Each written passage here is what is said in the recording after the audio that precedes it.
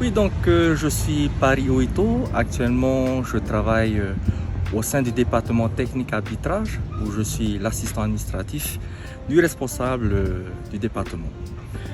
Donc depuis la semaine dernière, nous avons tenu 2 stages d'arbitrage qui sont mis en place par le biais de la Fédération tahitienne de football en collaboration avec le département de technique arbitrage et aussi bien la FIFA.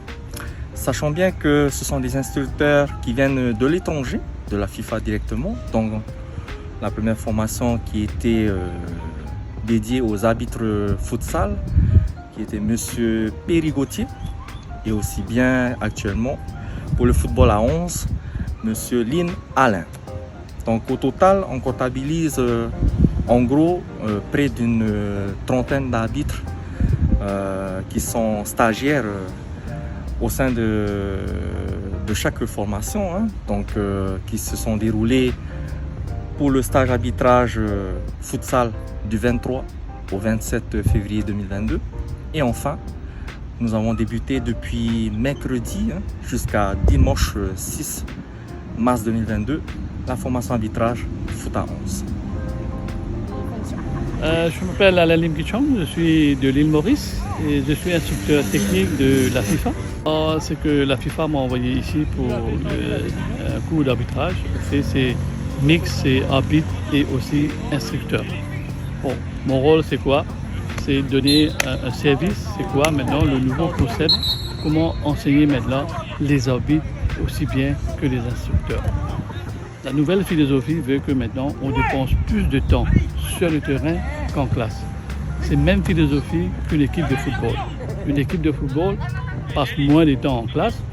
Ils sont en classe, pourquoi? Parce que pour montrer, l'entraîneur montre les schémas tactiques, expliquer un peu. Et après, qu'est-ce qu'ils font? Ils vont sur le terrain pour mettre en place ce qu'ils ont fait en classe. Nous aussi, maintenant, à l'arbitrage, on a cette même philosophie. Là, qu'est-ce qu'on a là? On a des joueurs, des jeunes joueurs, et les instructeurs créent des schémas tactiques, okay, et fait les arbitres répéter ces exercices peut-être une dizaine de fois, et après les corriger instantanément. C'est-à-dire que quand on le corrige, bien sûr, il ne faut pas commettre la même chose, la même erreur, mais l'idée c'est qu'ils apprennent par répétition. Et quand cette même situation surgit sur le terrain, les arbitres, ils sont préparés pour ça.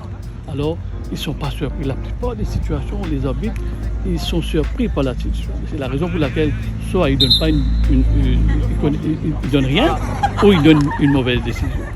Maintenant, en se préparant sur le terrain, ils ont, comme s'ils se préparent. Ils n'ont pas surpris. Bon, on les apprend aussi, les tactiques des équipes. Par exemple, sur coup franc, qu'est-ce qu'il faut voir? Okay. Situation de la surface, quelle est la priorité pour l'arbitre? Gérer les joueurs, okay. Parce que dans un coup franc, on voit beaucoup qu'il y a tirage de maillot, de poussée. Alors, la prévention est aussi important que vraiment de donner un penalty que tout le monde va prendre.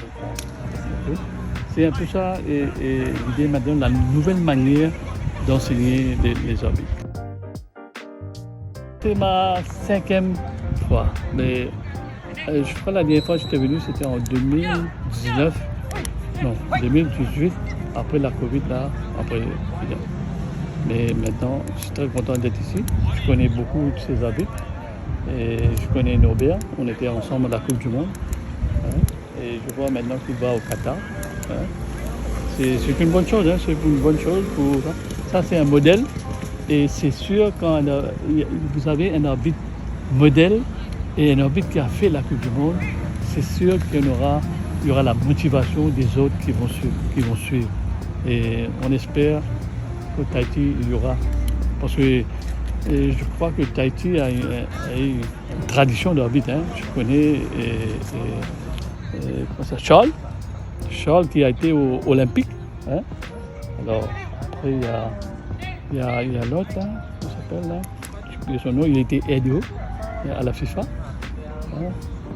Maintenant il y a Nobert. Bon, il faut savoir maintenant, après Nobert c'est qui? Il faut savoir, il ne faut pas dire non, quand Nobert va partir, après on va trouver quelqu'un. Non. Développement, c'est maintenant, on doit trouver quelqu'un d'autre. Il y a beaucoup de jeunes. Et ce qui est aussi intéressant, vous avez beaucoup de filles qui sont intéressées à l'arbitrage. Ça, c'est une bonne chose. Il faut continuer.